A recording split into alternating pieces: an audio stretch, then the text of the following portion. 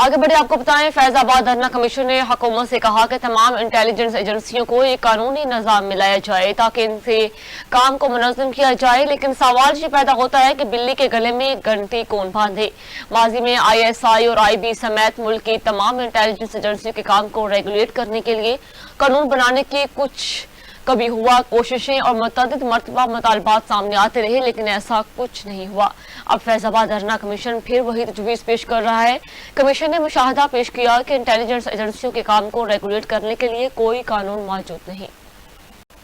आगे बढ़े आपको बताएं, फैजाबाद धरना कमीशन ने हुकूमत से कहा कि तमाम इंटेलिजेंस एजेंसियों को एक कानूनी निज़ाम मिलाया जाए ताकि इनसे काम को मुनज़्ज़म किया जाए। लेकिन सवाल ये पैदा होता है कि बिल्ली के गले में घंटी कौन बांधे।